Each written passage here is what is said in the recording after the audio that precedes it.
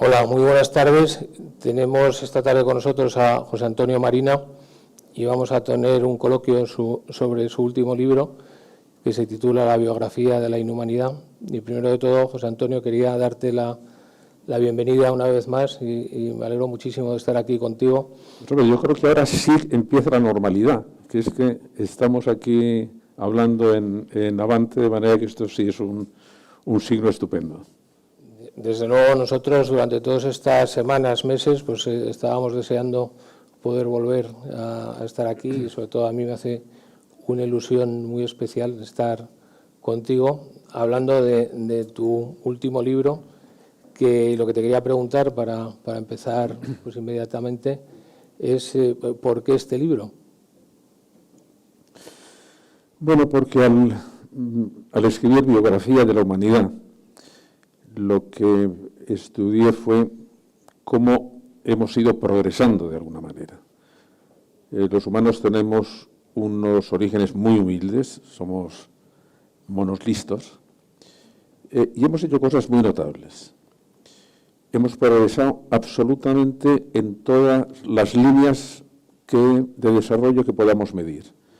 Vivimos más tiempo, mueren menos niños al nacer, hay más personas escolarizadas, el índice de supervivencia es mayor, el índice de desigualdad es menor también, ha disminuido en términos porcentuales la violencia, no en términos absolutos porque ahora somos mucho, pero me sorprendía el que, sin embargo, periódicamente sufrimos colapsos terribles. Es decir, es como si se nos cruzaran los hilos y desembocáramos en comportamientos atroces.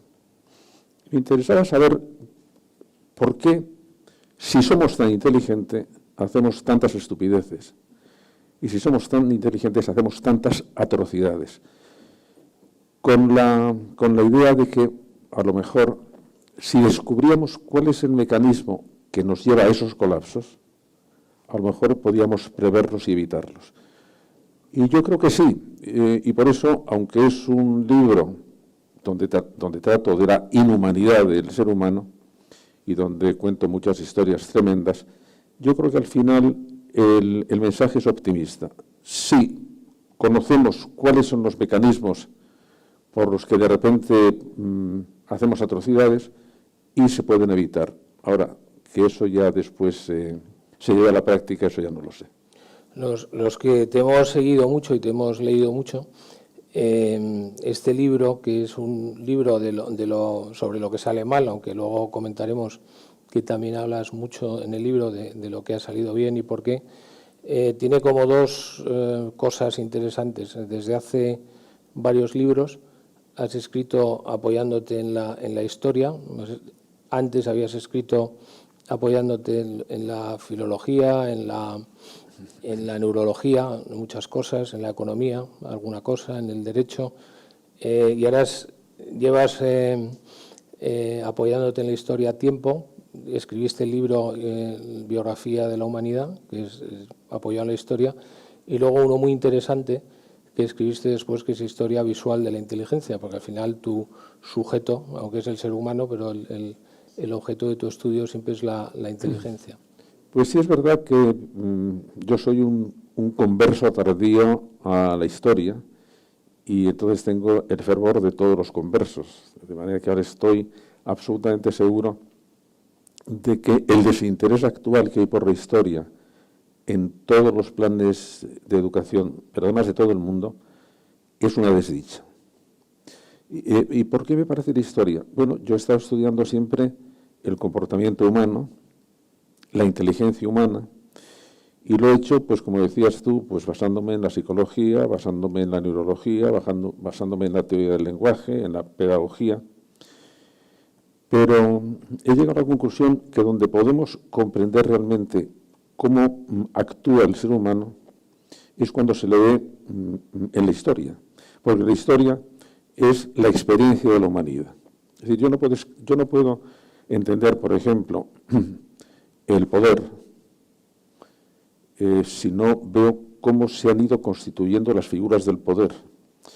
Yo no puedo saber por qué fracasamos si no veo cómo fracasamos y cómo hemos triunfado también a lo largo de la historia.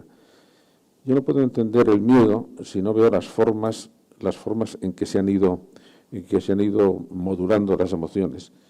Por ejemplo, una parte importante de nuestra historia tendría que estudiarse como la historia de la obediencia. Solamente viendo la historia nos damos cuenta de que los seres humanos nacemos con dos características, digamos, de fábrica. Una, somos por tendencia obedientes y somos por tendencia crédulos. De manera que tendemos a creer todas las cosas y tendemos a obedecer. Y el hecho de que ahora pensemos que eso no es lo nuestro, que lo nuestro es más bien el pensamiento crítico, la desobediencia, la rebeldía, la independencia, la autonomía, eso es muy moderno. Y eso es muy moderno y va en contra, digamos, de nuestras tendencias más intrínsecamente metidas en el fondo de nuestro cerebro, y por eso nos cuesta mucho trabajo. Todas las bobadas que se han dicho acerca de los negacionismos, de las teorías de las conspiraciones, ese es el estado normal. El estado normal es la credulidad. Lo que es difícil es mantener una postura crítica, porque eso implica una actitud activa, una actitud de búsqueda, una actitud de a lo mejor tener que ir en contra de mis propias creencias previas, y eso es muy complicado. De manera que todo eso quien nos lo enseña es la historia. Y por eso lo que ya sabéis que estoy buscando desde hace mucho tiempo es que la simple historia, es decir, vivir no nos enseña nada.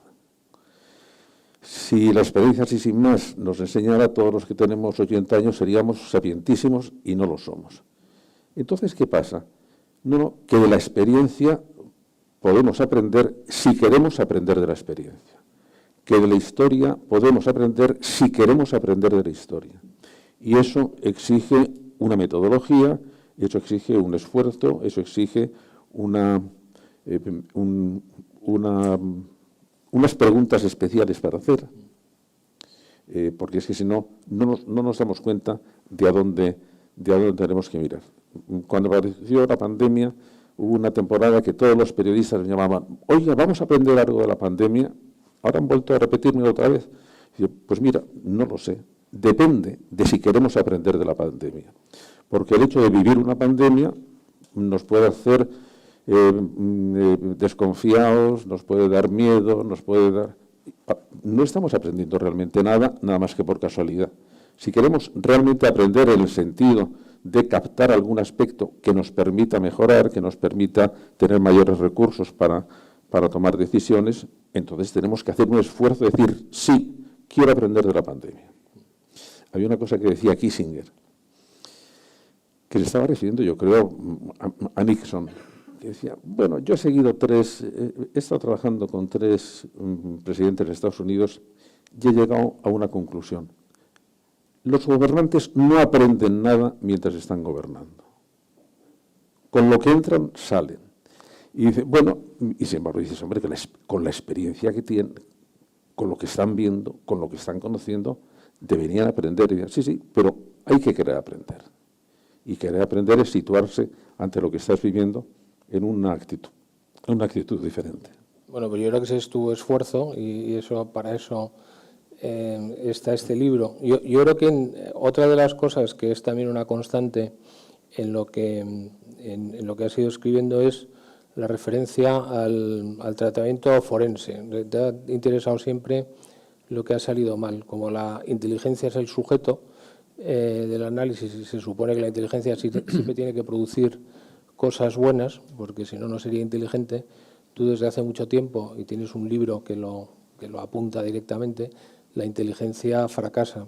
Y desde hace mucho tiempo también venías diciendo que las sociedades y las culturas fracasan y tienes un gran interés en la historia de la cultura, que es un poco, también este libro es la historia de las culturas o las razones por las que las culturas han fracasado. Pero a mí te quería llamar la atención o ubicarnos ya cuando tú empiezas en el libro a hablar de los fracasos, a plantear los fracasos, habiendo a lo largo de la historia mucho donde elegir, entiendo, pero me llama la atención que te centras en el principio del siglo XX. Probablemente el siglo XX ha podido ser el siglo de los fracasos por excelencia, porque también era el momento, tú lo citas en el libro, que a principios del siglo XX se escribían cosas muy bonitas de que ya habíamos conseguido el sumum y nunca iba a salir nada mal, y luego vino todo lo que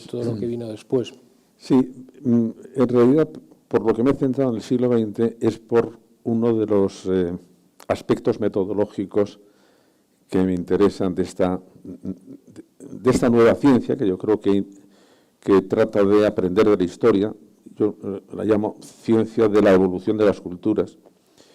Y aparte de eso, les invito a ustedes porque estoy intentando hacerlo a trocitos, comentando casos y sucesos actuales en mi blog que se llama El Panóptico, elpanóptico.es, porque es una manera de ver si funciona aplicándolo a casos muy concretos.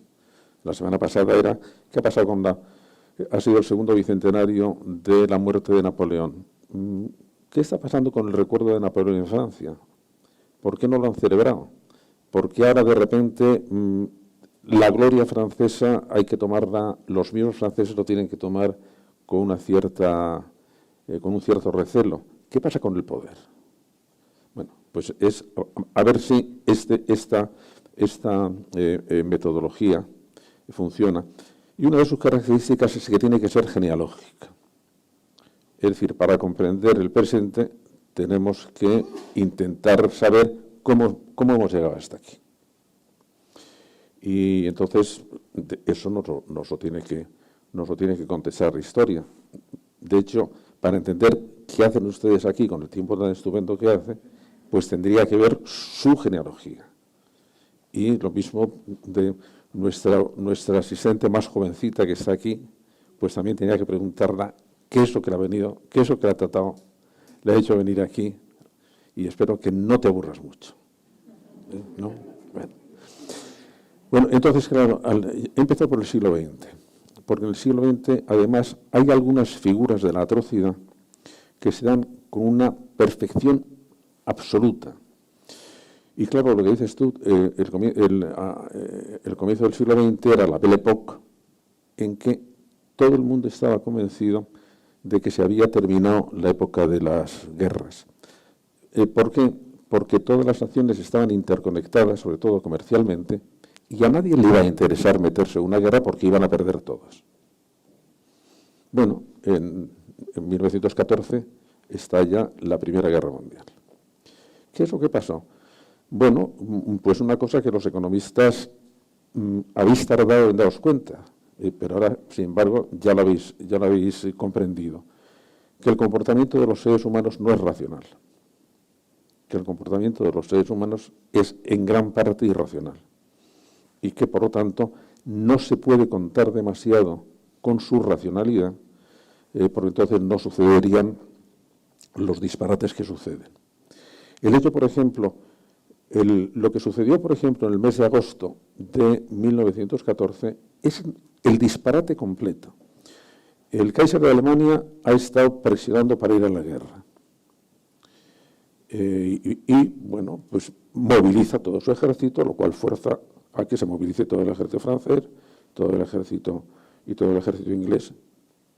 Y 5 días antes de cuando estaba prevista el comienzo de la guerra, quiere volverse atrás. Y Moltke, que era el general jefe del ejército, ahora a estas alturas no se puede paralizar la movilización de 2 millones de soldados. Así que hay que ir a la guerra. Es decir, que en el último momento haya una especie de... Ahora me gustaría volver atrás. El emperador de Austria dice, si yo no quería esto, dice, bueno, entonces ¿qué pasa? ¿Qué pasa en estos movimientos que resulta tan difícil de analizar? Pues que, sin embargo, tenemos que analizarlo. Para decir, vamos a ver, ¿por qué hemos llegado aquí? ¿Qué es lo que pasa? Hay una figura que yo creo que todos debíamos tener en la cabeza, que es la del tobogán político. Bueno, que una vez que te pones en el comienzo del tobogán, luego frenar es muy complicado. De manera que no te subas, porque como estés al principio, decir, no me voy a quedar de mitad del camino del tobogán, no, como te metas el deslizamiento va a ser irremediable y vas a terminar, sin duda alguna, donde no querías. Estos mecanismos son los que me interesaban. Sí, pero ese gran fracaso que es el siglo XX y que ahora mismo pues probablemente estamos viviendo en el XXI secuelas y momentos, pues probablemente en el último año hemos tenido sensaciones raras de involución, ¿no? y de pérdida de libertades que también pues, nos han afectado mucho. Pero antes de llegar aquí hay una parte larga del libro que tú llamas la espiral ascendente, que es la historia de un animal que empieza a pasarle cosas y que bueno, pues acaba humanizando en el sentido más favorable del término, ¿no? Sí, yo creo que es decir, nosotros que somos animales listos, de repente nos hemos convertido en animales espirituales. Y animales espirituales no significa nada, digamos, metafísico. Es que somos animales que podemos dirigir nuestro comportamiento por cosas pensadas. No solamente por los estímulos que estemos recibiendo de la realidad, como hacen el resto de los animales, sino que podemos imaginar muchas cosas, soñar muchas cosas, pensar muchas cosas, y todas esas creaciones nuestras conforman un ser muy raro que se está moviendo al mismo tiempo en la realidad y, digamos, en la ficción o en la imaginación o en las creencias, y que es capaz de pensar cosas extraordinariamente complicadas, como por ejemplo la existencia de un ser superior. Y que eso no es una casualidad, eso funciona como una especie de grúa que eleva la propia característica o la propia manera de entenderse del ser humano.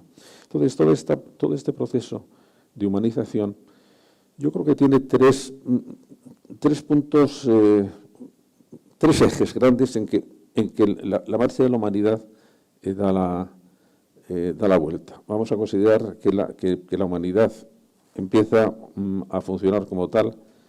Nosotros andamos ya con características humanas desde hace 2 millones de años, que son muchos, pero tardamos muchísimo en evolucionar. De manera que nosotros empezamos a... Digo nosotros porque todos pertenecemos a la misma familia, también estos tipos que estaban bajándose de los árboles. Empezaban a domesticar el fuego, posiblemente hace 1.800.000 años. Hace 1 millón empezaban a tallar piedras, pero empezamos a hablar hace unos 200.000 años, lo cual supuso un cambio de la inteligencia que podemos decir, ahí empieza la inteligencia humana.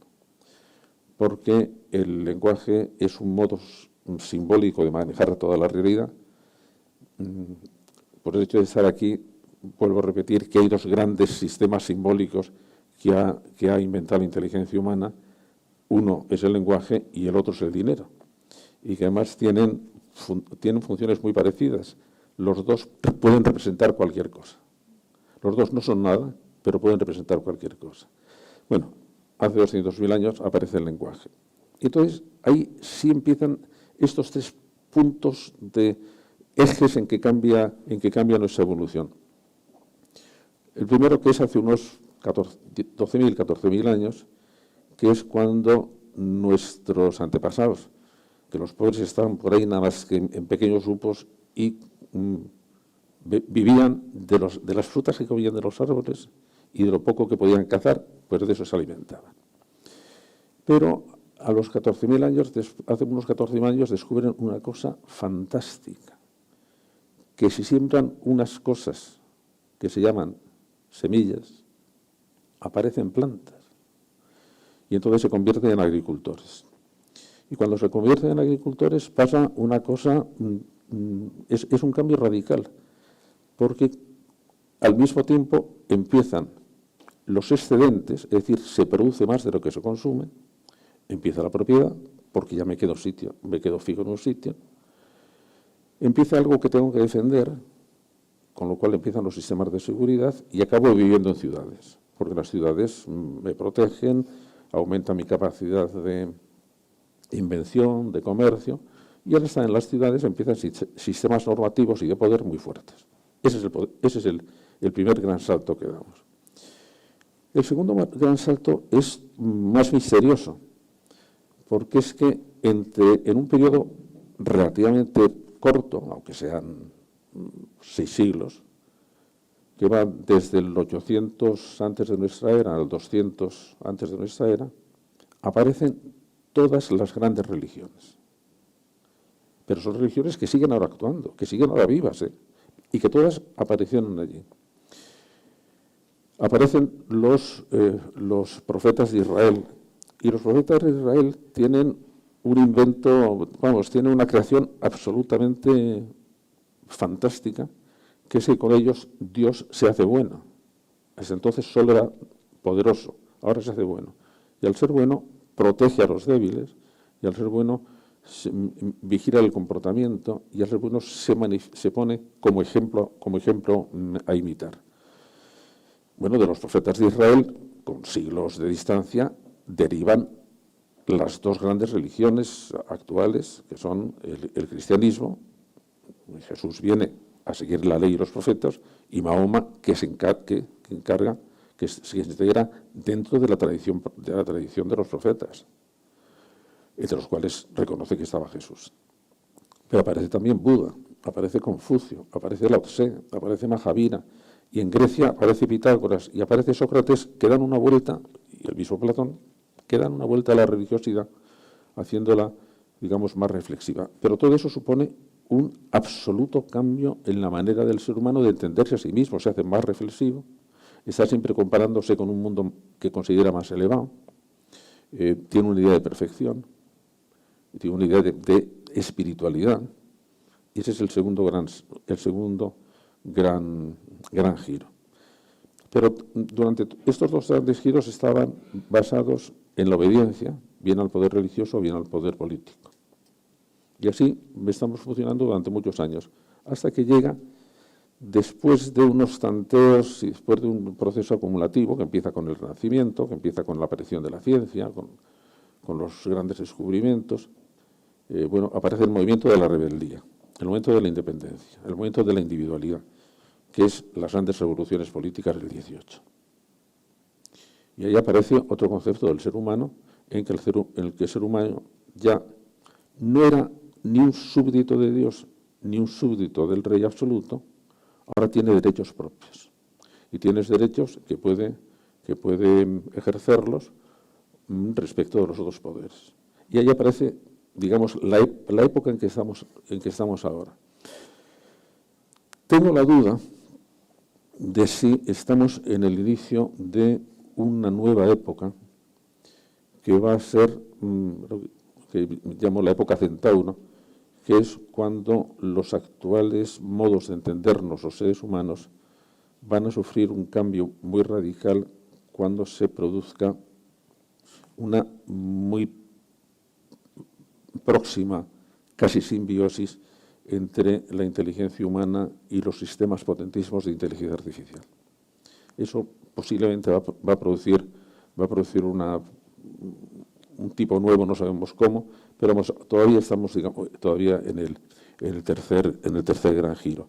Y todas esas cosas han ido aumentando nuestra capacidad de pensar, nuestra capacidad de actuar, nuestro modo de entendernos a nosotros mismos, y todo eso es una etapa ascendente. Es decir, sí somos más nobles, más sensibles, yo creo, más inteligentes que todos nuestros antecesores, y eso es lo que hace precisamente más chocante y por qué de repente nos hundimos. Porque entonces hay una posibilidad, que es que toda la creación moral que hemos hecho, toda la creación de sistemas éticos y jurídicos, estén como una especie de caparazón y por dentro estén todavía pulsiones muy fuertes, y cuando ese caparazón se resquebraja, lo que hace es emerger todo el tinglado que tenemos. Yo te quería hacer algún apunte. Has hecho en 3 minutos una reflexión de 2 millones de años. Me has hundido el coloquio. No, pero, da mucho de sí. Pero dentro de esos 2 millones de años, yo hay algunas cosas que además están en el libro que son muy interesantes, que llamas la atención. Por ejemplo, tú lo que planteas en el Rousseau, en la Ilustración, había una gran crítica a la humanización y a la civilización, y se lanzó la idea del buen salvaje, ¿no? Que el ser humano era un ser feliz y que no era nada agresivo, pero que la civilización es la que le había vuelto agresivo. Tú lo que planteas en el libro es que eso no es así, o sea, que el animal del que nosotros venimos tiene un componente de agresividad, sí, que realmente todo esto que has explicado lo que ha hecho ha sido tapar esa agresividad, tú dices, con un barniz moral, ¿no? Sí, yo creo que es algo más que un barniz, por una razón. Porque al estudiar el tema de la evolución, lo que vemos, podemos hablar de dos evoluciones, por una parte de la evolución biológica y por otra parte de la evolución cultural, que es mucho más rápida. Pero empezamos a tener pruebas de que parte de la evolución cultural influye en nuestra evolución genética. Es decir, el final del siglo pasado fue el siglo de la genética, en que nos dijeron, ya hemos descifrado el genoma humano, y ya podemos ir viendo qué hace cada uno de los genes, o por lo menos iremos poco a poco viéndolo. El siglo XXI está siendo el siglo de la epigenética, que es decir, sí, nosotros nacemos con un genoma fijo, heredado de nuestros padres, ya, pero no todos los genes se expresan, no todos los genes se activan. Se activan unos sí y otros no. Entonces, ¿qué es lo que hace que se activen unos sí y otros no? El entorno. Y dentro del entorno está el entorno cultural y está el entorno educativo. De manera que el entorno educativo está consiguiendo que algunos de los genes que teníamos originariamente puedan estar cambiando. Hay un caso muy bien estudiado. Los humanos adultos somos intolerantes a la lactosa. Y sin embargo, ahora prácticamente todos bebemos leches de adultos. ¿Qué es lo que ha pasado? Que cuando hace unos 14.000 años, cuando aparece la agricultura, aparece también la domesticación de animales, la leche animal es una fuente nutritiva fantástica y muy fácil de conseguir. Y entonces hemos ido, seleccionando o cambiando nuestra genética para podernos hacer tolerantes a la lactosa, y así estamos. Y hasta ahora posiblemente se han descubierto incluso más de 100 genes que están claramente alterados por la cultura. Es posible que alguno de los que tengan que ver con la agresividad también estén aplacándose. Pero, sin embargo, cuando vemos estos momentos de emergencia de estos comportamientos tan duros, tan crueles, vemos que no ha sido suficientemente potente este cambio, y no sabemos, aunque son relativamente rápidos los cambios, es decir, puede haber un cambio genético en unos 20.000 años. No es que sea, son bastantes, pero vamos, no es una cosa que se mueva en millones de años. Pero el hecho está en que seguimos haciendo, digamos, con dos líneas de impulsos o de motivaciones que son simultáneas y contrarias. Por una parte, somos animales sociables, tenemos que vivir en sociedad, y por otra parte somos animales agresivos, queremos diferenciarnos. Y entonces lo que han tenido que hacer todas las sociedades es ver cómo conseguían frenar los impulsos agresivos y fomentar los impulsos de solidaridad, de cooperación. Y entonces aparecen dos grandes exclusivas emocionales. Nosotros somos los únicos animales crueles, el resto de los animales son feroces, pero no crueles. No, nosotros somos crueles.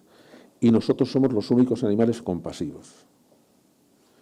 Compasivo significa que me afecta el dolor de los demás y que voy a hacer lo posible por intentar eliminarlo o paliarlo. Entonces nos movemos con estas dos movimientos o dos impulsos contrarios. Y es estupendo ver cómo hemos sido en todas las sociedades, hemos puesto en práctica los mismos procedimientos para frenar la agresividad por una parte y para fomentar los sentimientos prosociales por otro. Después de la compasión, hay otro sentimiento que hemos desarrollado, que es el altruismo. Pero tú, respecto al altruismo, sí, planteas la paradoja que el altruismo a veces es bueno, pero cuando se ciñe solo a un grupo nos puede dar problemas, ¿no? Claro, pero ese es el problema, ese es el problema interesante, porque lo que ha habido, nosotros estábamos diseñados para movernos en grupos de 150 personas. Ahora ha vuelto a repetir un investigador, Merlin Douglas, que ha estudiado cómo era, por decirlo de una manera poco técnica, ¿cuántos amigos se pueden tener? ¿Cuántos amigos se pueden tener? ¿No? Bueno, 5 verdaderos amigos. Pero el grupo con el que te puedes relacionar conociéndolos no pasa de 150. Pero efectivamente da la impresión de que ese pequeño núcleo de las personas en las que puedes confiar se mueve alrededor de eso, efectivamente, alrededor de unos 5. Entonces, toda esta especie de amigos digitales que tengo 15.000 amigos. No. Cuando se empieza a podar, te encuentras con los mismos de siempre. Y en principio, nuestros sistemas afectivos estaban dirigidos a grupos pequeños. Por ejemplo, la compasión o el altruismo estaba dirigido a grupos pequeños.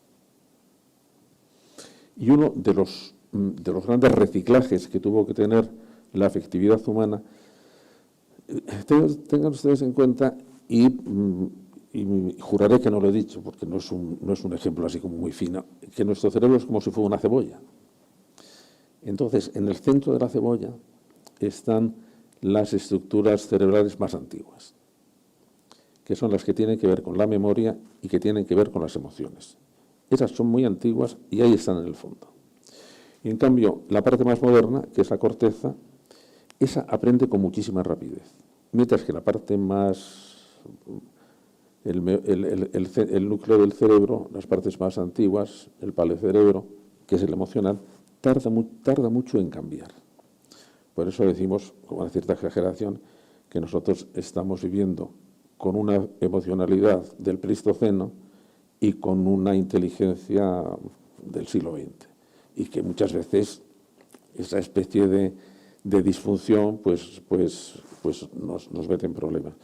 Y hemos tenido que ir sufriendo procesos de evolución también afectiva. Y la compasión y el altruismo, que estaba primero dirigido únicamente a mi tribu o a mi grupo, lo hemos expandido a sociedades cada vez más extensas. Pero de vez en cuando, sobre todo si hay situaciones de confusión o de miedo, emerge la conciencia tribal. Y entonces vuelvo a restringirme a mi tribu, todos los demás se convierten en enemigos, y yo tengo que reforzar mi pertenencia a la tribu, volviendo a recuperar sistemas emocionales muy antiguos. Por eso, cada vez que aparecen los movimientos tribales, pues hay que tener cuidado, porque estamos volviendo, asistiendo casi a un proceso descivilizatorio. Estamos volviendo a una etapa de nuestra evolución en que la tribu era lo verdaderamente importante y en que la tribu estaba por encima de los individuos, de manera que todos los individuos sean responsables de la tribu y todos tengan que estar sometidos a lo que al bien de la tribu. Esa es la parte buena, que hay un altruismo hacia la tribu. Hay un aspecto malo, que es que ese altruismo hacia la tribu se sustenta enfrentándose a las otras tribus. Y por eso, al ver cómo aparecen las atrocidades, pues uno de los mecanismos que intervienen es que el concepto tribal aparece muy fuerte. En Alemania, el concepto de la raza. Ese es un concepto tribal.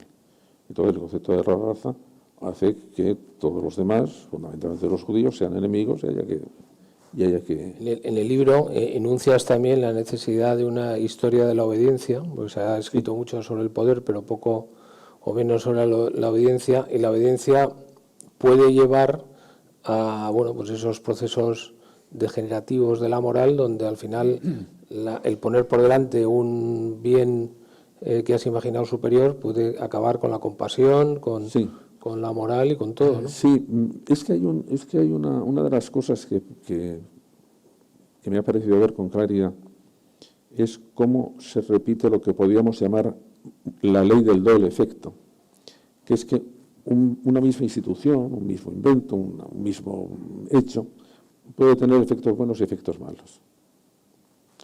Por ejemplo, las religiones. El papel humanizador de las religiones ha sido fabuloso.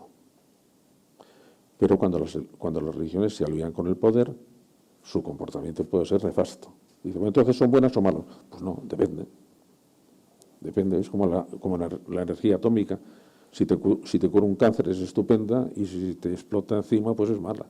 De manera que hemos estado siempre viendo a ver cómo esos inventos, bueno, los utilizamos bien, los utilizamos mal. El nacionalismo, por ejemplo, ¿es bueno o malo? Pues depende. El nacionalismo, bueno, aparte que tiene de despertar el interés por la propia nación, es bueno. Si eso se hace enfrentándose a los demás, pues es malo. Sería mejor que todos estuviéramos desarraigados, que no tuviéramos ninguna especie de responsabilidad especial sobre un país. Pues yo creo que no. Y de hecho los ciudadanos del mundo acaban siendo ciudadanos de ninguna parte. Pero insistir demasiado en el ciudadanismo, pues tampoco es bueno. ¿Por qué? Porque entonces es enclaustrarte y separarte de los demás. Entonces, ¿qué pasa? Bueno, pues que iremos seguramente a una especie de nacionalismo más permeable, de fronteras más permeables, donde lo que tengamos que ver no es tanto un nacional. Esto pues, se lo dije en una conferencia a Pujol, no sé si le gustó mucho. No teníamos, en vez de tener que ir a un nacionalismo de las reivindicaciones, teníamos que ir a un nacionalismo de las responsabilidades. Es decir, yo, por ser español, no es que tenga que empezar a reivindicar cosas. Por ser español significa que yo soy más responsable de las cosas que pasan en España que de las cosas que pasan en Mozambique. Igual que soy más responsable de las cosas que pasan en mi familia, de las cosas que pasan en Madrid. Y más responsable de las cosas que pasan en Madrid, de las cosas que pasan en Cuenca. Y más responsable de las cosas que pasan en nuestras ciudades que las cosas que pasan en Hamburgo. De manera que las responsabilidades se mueven en círculos concéntricos. Entonces, esos círculos concéntricos nos permiten encajarnos en distintas responsabilidades y en distintas relaciones afectivas. Y sin que tenga por qué haber una especie de exclusión de unas a otras. Pero cuando aparece el pensamiento tribal, es excluyente. Y por lo tanto, se puede considerar que hay que tratarle como a los erizos, con cuidado. En esta evolución que vamos viendo, en este movimiento ascendente, otra de las paradojas que tú identificas en el libro, dices que con la civilización esperábamos que hubiera menos guerras, pero realmente no pasa así. O sea, a mayor grado de humanización, mayor grado de civilización, más guerras y más grandes, ¿no? Sí, eso parece, esa tendencia yo creo que se paró con la Segunda Guerra Mundial. Después de la Segunda Guerra Mundial sí sigue habiendo guerras, en este momento posiblemente hay 25 guerras, ya son guerras más definidas, más limitadas, son guerras terribles, por otra parte. Pero a mí lo que me gustaría es volver un poco a lo que te comentaba antes de la genealogía. ¿Por qué no acabamos de aprender? Es decir, que somos conflictivos, seguro. ¿Conflictivos por qué? Bueno, pues porque tenemos intereses opuestos, y entonces los intereses opuestos nos llevan a enfrentamientos continuos. Y ahí yo creo que me gustaría mencionar una cosa que en este momento en España conviene recordar, bueno, en España y todo el mundo, que es que cuando tenemos un enfrentamiento, pues entonces podemos tratarlo con dos estilos y con dos métodos diferentes. Uno es el método conflictivo. Conflicto significa que chocan dos cosas y la única solución que una venza a otra. Y se acabó.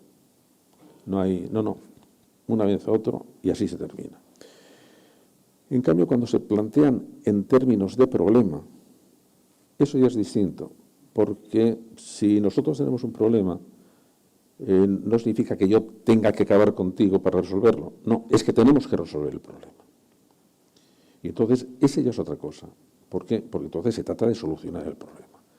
Es decir, si tenemos una pandemia, no significa que un partido tenga que enfrentarse conflictivamente a otro.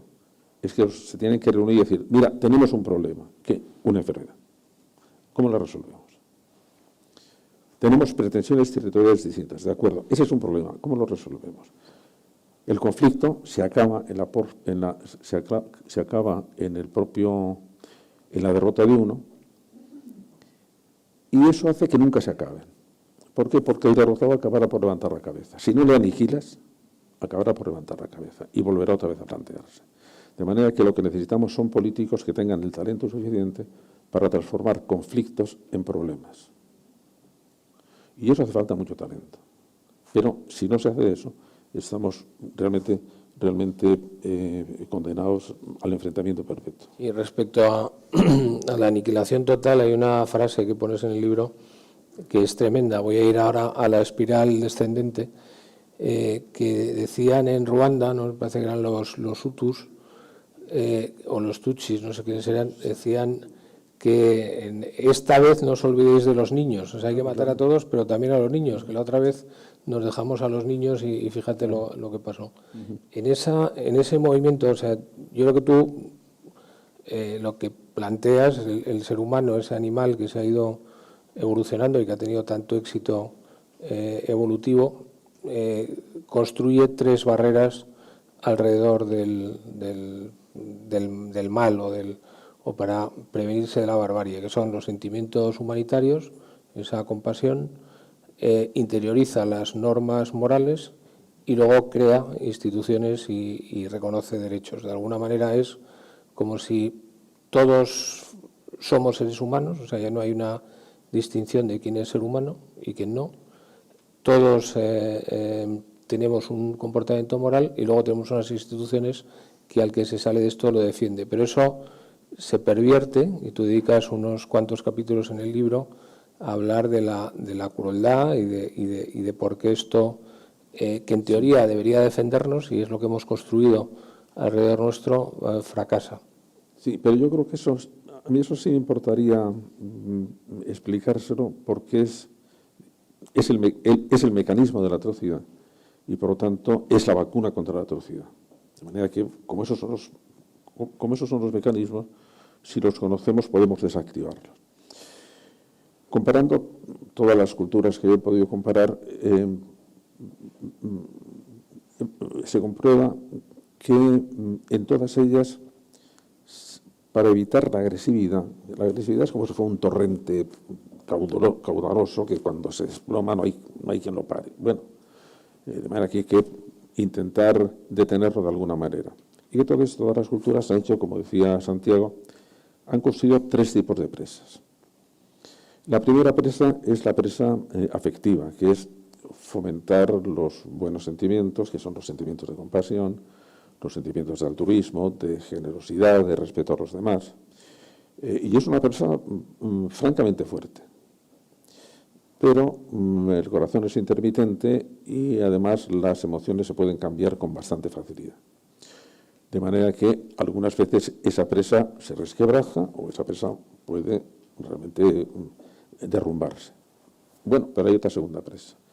Esa segunda presa ya tiene unos comportamientos menos emocionales, son todos los sistemas de deberes morales o de deberes jurídicos, de deberes internalizados, de manera que esto debo hacerlo.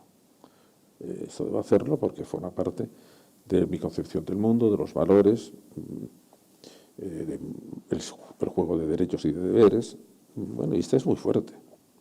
Pero algunas veces también, sobre todo si está sufriendo el embate de las aguas que ya no están detenidas por la barrera emocional, pues acaba también por irse erosionando.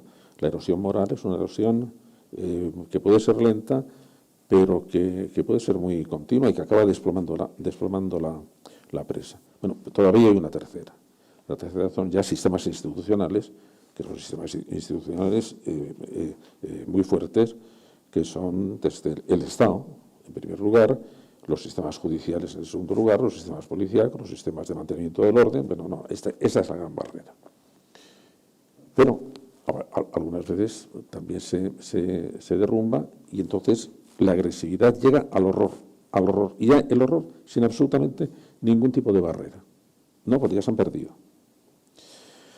Por lo que es especialmente interesante estudiar lo que sucedió con el régimen nazi, es porque el régimen nazi cierra el círculo con una perfección realmente aterradora.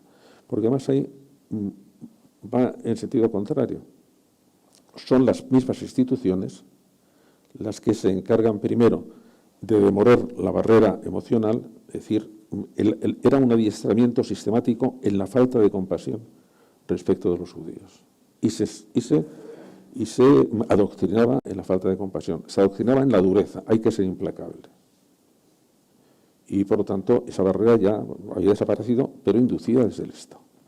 Y en segundo lugar, una vez que se había dicho que los judíos se les había categorizado como que no eran seres humanos, no había ningún tipo de responsabilidad moral respecto de ellos. De manera que desde el Estado se había también eliminado todo tipo de prevenciones morales y jurídicas. Y entonces era el mismo Estado que lo estaba haciendo, allí sí que no había ningún tipo de agarradera. De manera que esa era la corrida perfecta. Y ¿por qué esto me parece que, sin embargo, se pueden sacar consecuencias optimistas? Bueno, porque si no queremos que eso funcione, hay que cuidar muy bien la presa emocional. Cuidado, que la presa emocional hay que hacerlo como con el resto de las presas. Bueno, hay un equipo de inspección que ha aparecido alguna grieta, no que se haya caído, sino que antes se mira, ha aparecido una grieta, habrá que repararla. Cuando vemos que empieza a haber grietas en la presa emocional, hay que andarse con cuidado. Esta especie de agresividad política que estamos teniendo, hay que andarse con cuidado. ¿Por qué? No, porque ahora no es nada, pero se puede tapar. Pero puede ir a más. Pero puede ir a más, y acuérdense de la metáfora del tobogán. Y acaba haciendo que se pierda el sentido de las obligaciones morales. ¿Por qué razón? Porque uno de los mecanismos que hay, que lo que hay que pensar es que son mecanismos que nos vienen de fábrica, que los tenemos todos. Uno de esos mecanismos es que ante la enorme cantidad de experiencias que tenemos, necesitamos clasificar, necesitamos categorizar. Esto es blanco, esto es negro, esto es bueno, esto es malo, esto es español, esto es francés. Bueno, y cuando metemos a una persona en esa categoría, bueno, ya recibe todas las características de esa categoría. Si yo pongo a la categoría enemigo y veto a gente en la categoría enemigo, y la categoría enemigo incluye varias cosas. Al enemigo, ni agua. Al enemigo hay que destruirle. Al enemigo, con el enemigo no hay que tener compasión. Bueno, entonces estoy demoliendo las barreras que tenía, porque ya con eso no tengo ninguna obligación. que es lo que pasa en las guerras. En las guerras habrá guerras en que una persona, en que un bando, si ha sido atacado, sea una guerra justa. Pero una vez que se ha metido en la guerra, todo el mundo va a hacer disparates. ¿Por qué? Pues porque es que se han derribado las presas que había en esa situación. Entonces, ¿qué ocurre? Que lo que tenemos que tener es conocer bien esos mecanismos, porque todos podemos caer en ellos. Hay un caso que yo he seguido, porque es un caso muy, muy notable. Cuando las tropas nazis invadieron sobre todo Polonia, junto a las tropas nazis iban unas compañías que eran las que se encargaban de hacer la limpieza étnica. Y Godwin, un investigador, dijo, voy a ver quiénes sean esas personas. Es decir, quiénes configuraban estas compañías de limpieza étnica. Y entonces estudió uno que era el batallón 101. Y dije, bueno, a ver, si puedo localizar a los supervivientes, a ver si puedo ver quiénes estaban allí encuadrados. Y descubrió que todos sus miembros eran antiguos policías de Múnich, gente mayor que no podía ir al frente, que no eran especialmente nazis, pero que los habían metido en esos escuadrones y les habían matado esa tarea. Y que habían, además, recuperado muchas cartas de ellos a sus familias. Y al principio, lo que estaban haciendo, bueno, fusilaron a 48.000 personas en 18 meses.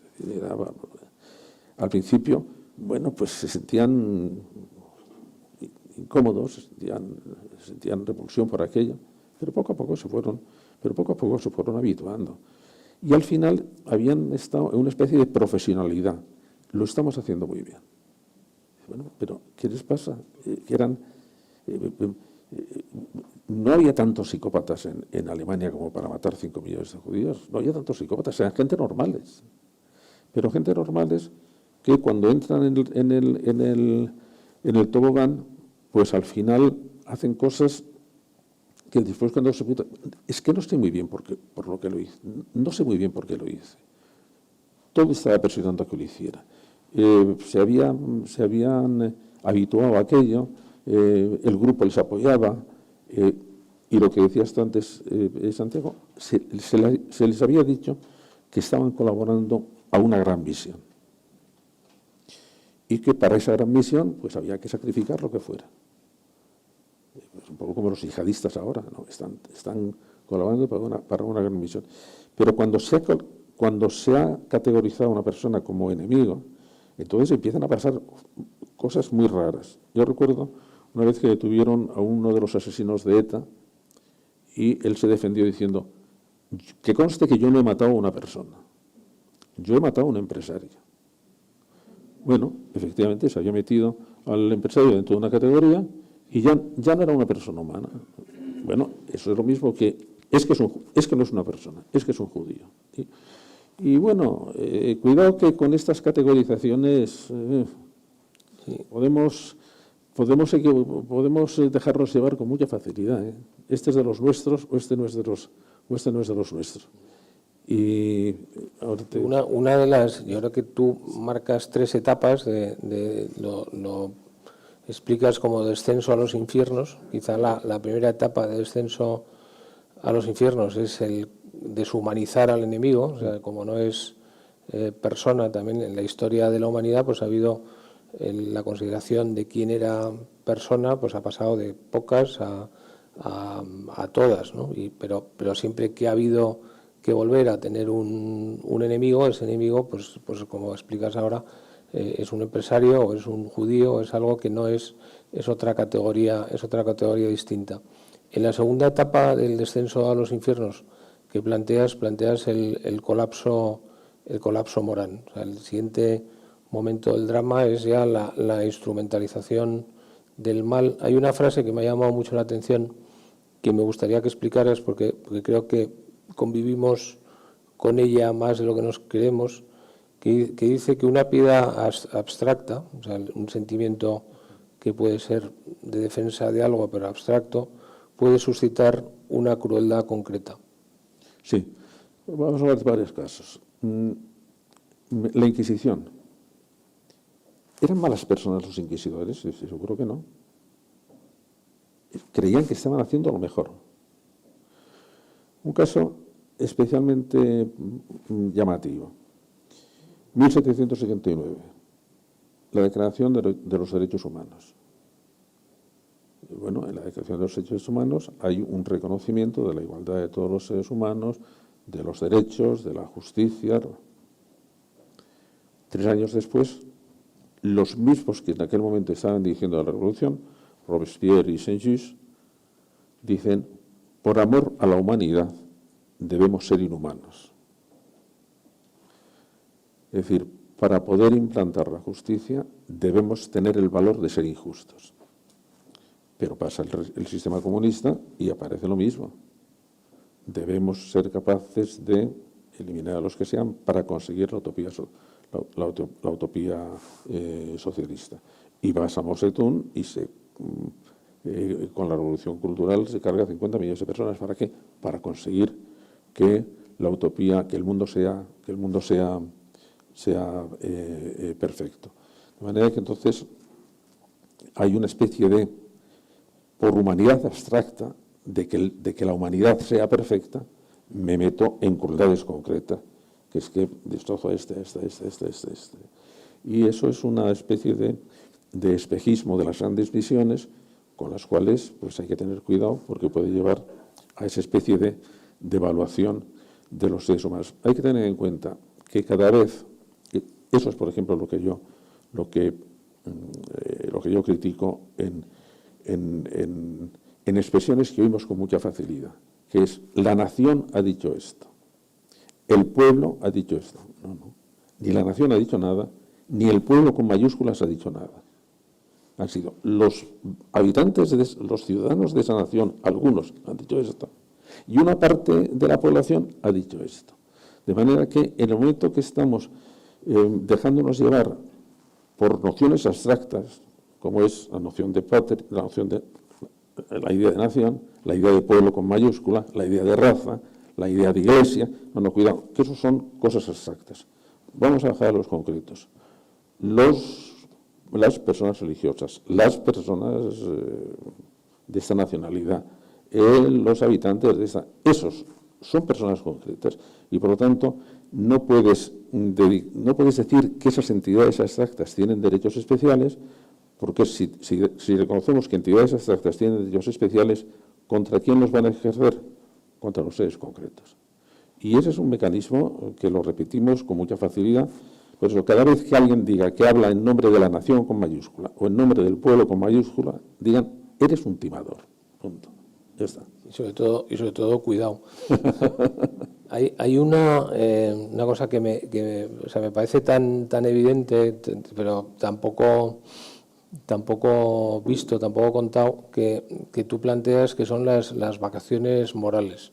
O sea, el ser humano, sí, que tiene ese barniz moral, de vez en cuando necesita liberarse. Hoy o ayer me parece que Las Vegas ha vuelto a abrir, ¿no? Entonces las ciudades del pecado a lo mejor sirven para eso, pero el ser humano, cuando tiene la inmunidad de la masa o el anillo de la invisibilidad, tiende a veces a la maldad, ¿no? Sí, ese es lo de las vacaciones morales. Es una cosa que dijo un tipo muy listo, que era William James, el psicólogo americano, que decía: es como si el estar siempre manteniendo las formas produjera una especie de cansancio, que ahora me tengo que soltar el pelo.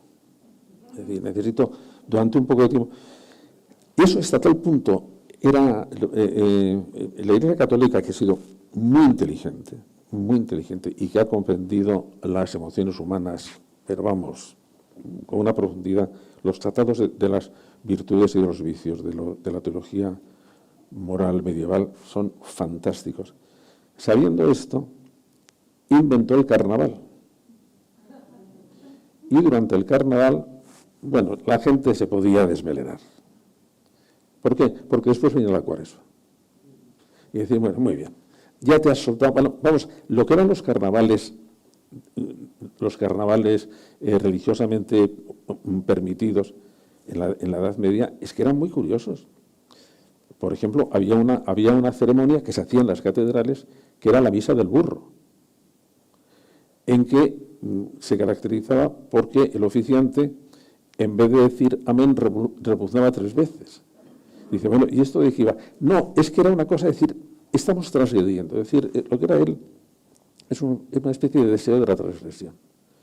Pero bueno, había que tenerla un poco controlada, y entonces pues era el carnaval. Y una vez el carnaval, a confesarse a la iglesia y hacer penitencia. Y si hay muchas veces es una especie de deseo en gente normales de hacer el bestia. Fueron las experiencias de Zimbardo, por ejemplo, de permitir dejar un coche viejo en el campus universitario y un martillo al lado. Y al final estaba todo el mundo pegando martillazos al coche. Dice, pero bueno, ¿y por qué?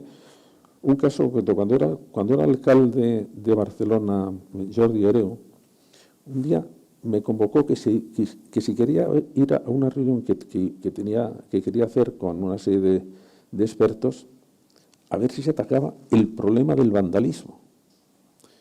Y el problema del vandalismo era gente de un barrio que se iba a otro barrio a romper cosas. Y no era a romper cosas. Y decía, bueno, ¿y qué es? ¿Y esto por qué le produce? Bueno, pues era un poco por esto de las vacaciones morales.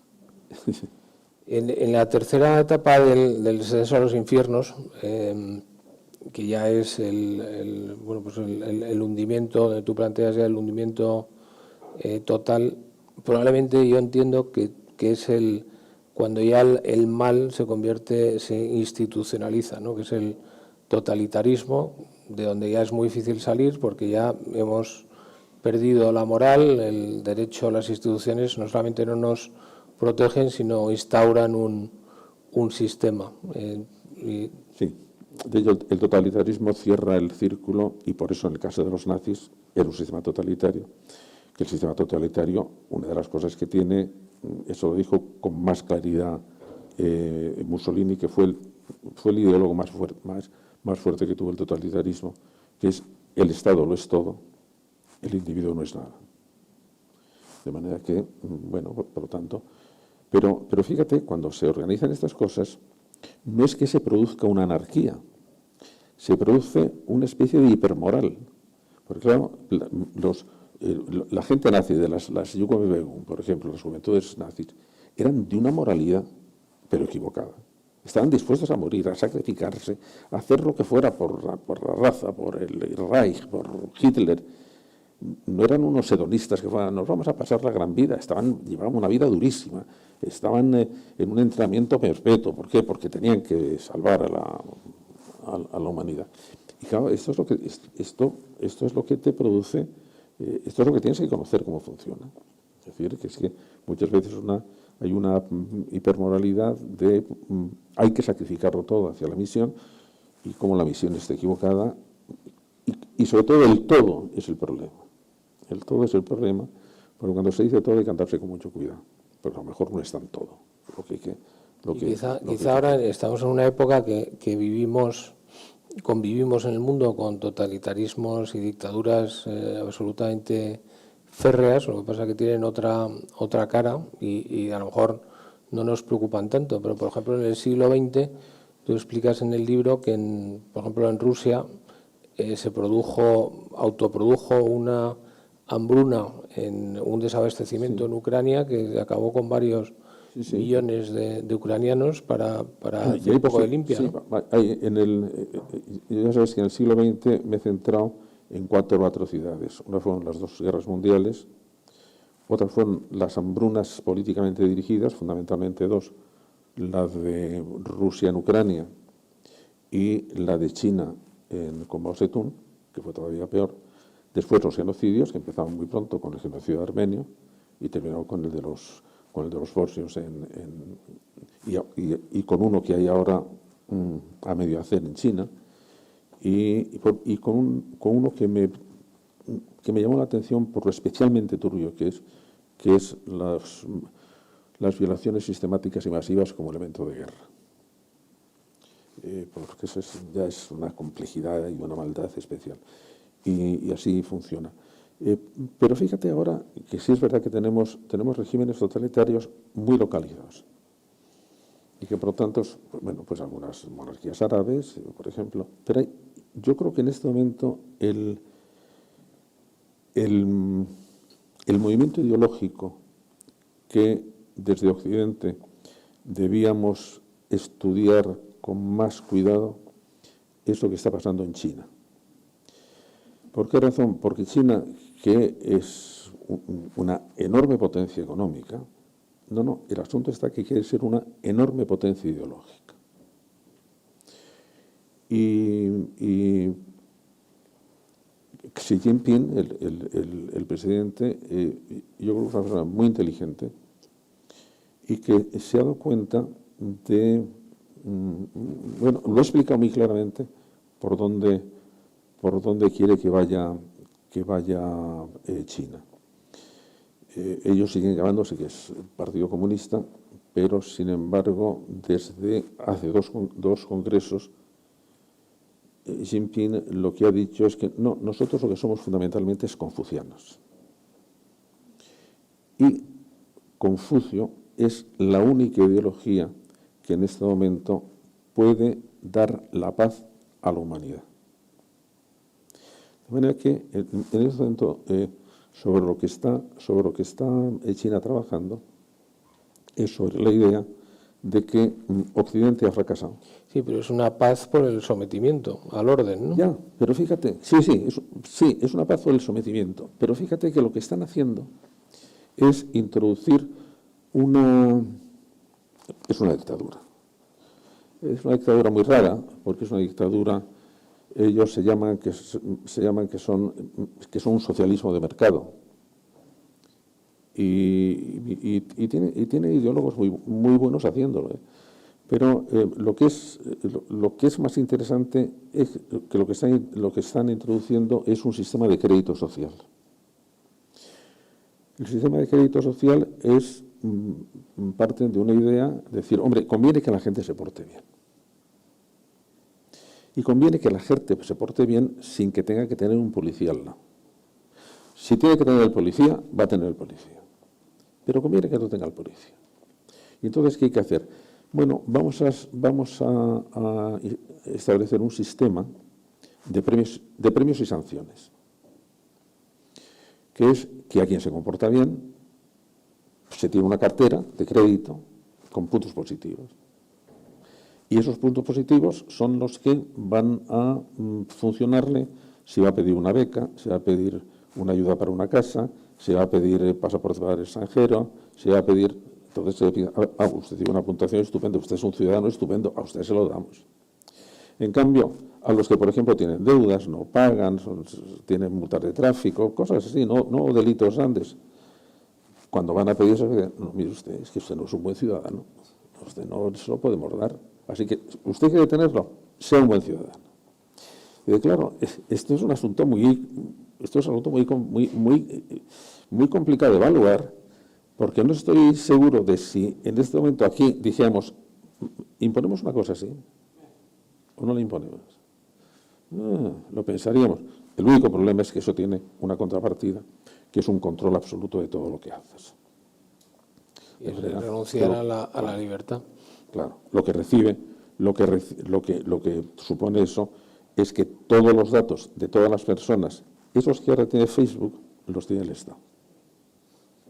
Y nosotros ahora hemos tenido que estudiar mucho China, porque claro, China, como es una potencia económica, además tiene mucho impacto en los mercados, y una de las cosas que yo creo que yo valoraría más positivamente de China es que en política tienen una meritocracia que manejan a rajatabla. O sea, en política los chinos solamente suben los que son capaces de demostrar su valía, que probablemente, si comparas con el resto de los modelos, pues les da una cierta ventaja. Sí, ellos lo que se justifican es diciendo que tienen un partido único, pero que funciona mejor que el sistema de partidos español. El sistema de partidos es una democracia.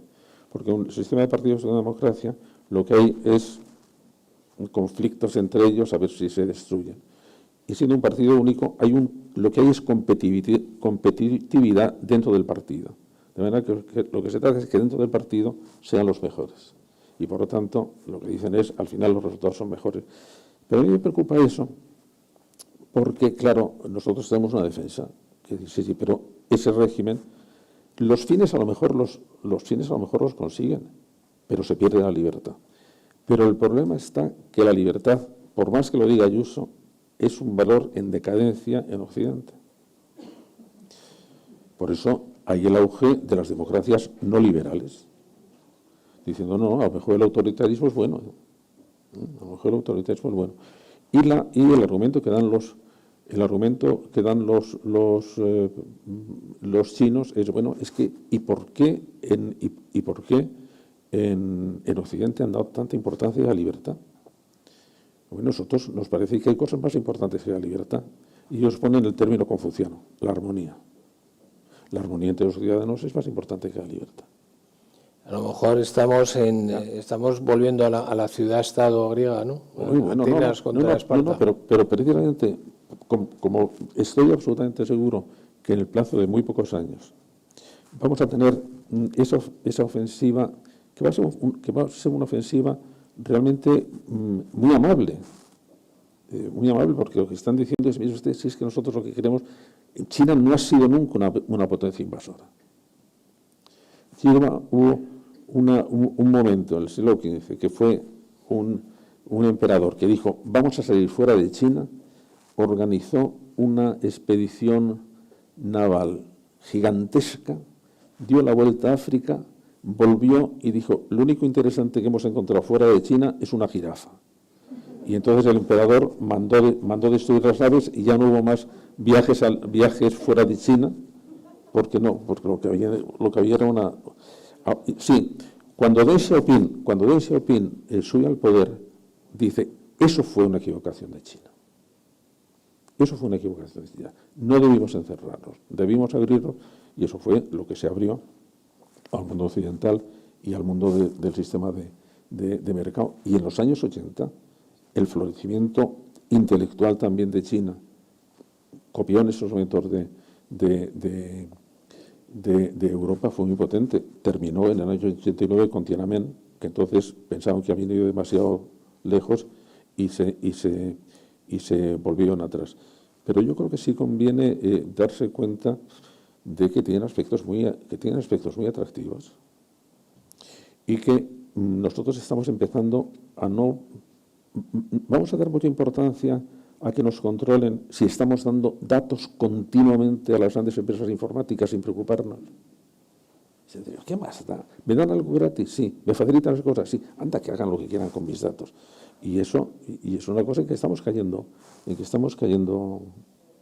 Bueno, entre otras cosas, toda la batalla por el 5G que hemos seguido intensamente en los mercados cuando hace unos años había toda esta pugna, era porque el 5G lo que permite es al que maneja el 5G tener todos los datos. O sea, no tendrían que venir aquí, ya simplemente poniendo el 5G en Europa tendrían ya todos los datos de los europeos. José Antonio, me gustaría, hemos cubierto casi todo, pero al final del libro das un mensaje muy positivo. Me gustaría acabar con esa idea de cómo se puede recuperar la espiral ascendente y por qué cuando todo podría salir mal, pues de repente el ser humano vuelve a ser capaz de hacer otra vez las cosas bien, ¿no? Yo creo que la gran vacuna es construir y vigilar la potencia de esas tres grandes empresas. Pero después de haber visto hasta qué punto somos vulnerables y hasta qué punto podemos hacer cosas de las cuales nos arrepintamos, en el último capítulo he hablado pero existen los justos. Existen los justos. Es decir, son aquellas personas que deciden no subirse al tobogán, que en momentos de gran presión, de gran peligro, deciden mantenerse. Utilizo la palabra justos porque hay una distinción del Estado de Israel que a mí me parece muy bonita, da una distinción a lo que llama los justos de la tierra, que son aquellas personas que durante la persecución judía, bueno, se mantuvieron firmes y dijeron, no, nosotros no lo perseguimos. Hay 3 españoles, uno es San Briz, el que fue el embajador, y hay otros 2 también diplomáticos, pero no recuerdo ahora el nombre. Y hay 2 casos que a mí me llaman la atención. Uno es un pueblecito del norte de Francia, que es Le Chambon, que el pueblo entero decidió que iba a proteger a los judíos.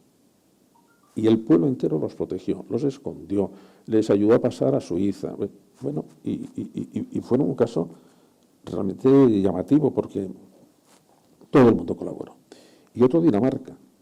Dinamarca venía con una tradición, digamos, de capital social, de moral, de ética laica muy fuerte, y Dinamarca, que era un país minúsculo, fue invadido por los nazis y decidió que a sus judíos no los deportaban.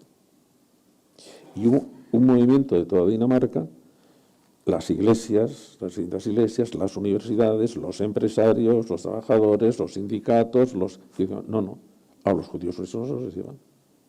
Y se llevaron a muy poquitos. Y bueno, ¿qué pasó con esto? Bueno, que realmente, pues, en estas personas son las que, en último término, pueden salvarnos, porque también existen, y que, por lo tanto, el fomentar estos resistentes, digamos, pues debía ser una tarea de todos. Hay un caso, por ejemplo, muy llamativo. Al hablar de la primera presa, la presa emocional, bueno, la compasión es el gran antídoto contra la violencia. Si a mí me preocupa el dolor ajeno, no le voy a hacer daño. Pero la compasión es un valor en baja en la cultura española. Se han confundido las cosas y entonces podemos oír, como si fuera una declaración de principios, no quiero caridad, quiero justicia. No, mira, es que son cosas distintas. Lo que has confundido porque has confundido caridad con dar limosna. Y lo que quiere decir, no quiero limosna, quiero justicia. No, la caridad va por otro lado. La caridad es cuando me siento afectado por el dolor ajeno de personas con las que en principio no tengo ninguna relación de justicia. Es decir, yo no me puedo pensar, viendo a las pateras que vienen, si se están ahogando, yo no puedo dar cuentas, es pedir ayudarles, no es pedir ayudarles, están en la frontera, están fuera, si se están muriendo. Y esa es la compasión. La compasión va primero. La compasión son los que abren las fronteras. Y después vienen los sistemas de justicia y colonizan aquello y la forma. Pero si primero no han abierto el bosque, el sentimiento de compasión, ¿qué va a venir después? Mientras no se sentía compasión por los negros, no hubo lucha por los derechos civiles. Y, pues no, primero tiene que ver eso. La compasión es un sentimiento tan sumamente importante que es el único sentimiento que cuando se pierde decimos que una persona se ha vuelto inhumana. Eso no pasa con la envidia ni con la furia, no. Es inhumano quien ha perdido la compasión. Y porque ser tan importante, venimos con ella de fábrica. Todos los niños alrededor de los 3 años sienten compasión. Por sus amiguitos primero, y un poquito después intentan ayudarles. Estamos haciendo que la compasión se pierda a lo largo del proceso educativo. José Antonio, tenemos que llegar al final, yo estaría, como sabes, escuchándote y pasándolo. Pero yo estoy preocupado porque se nos está quedando helada nuestra oyente. ¿Estás pasando mucho frío? No, ya está bien.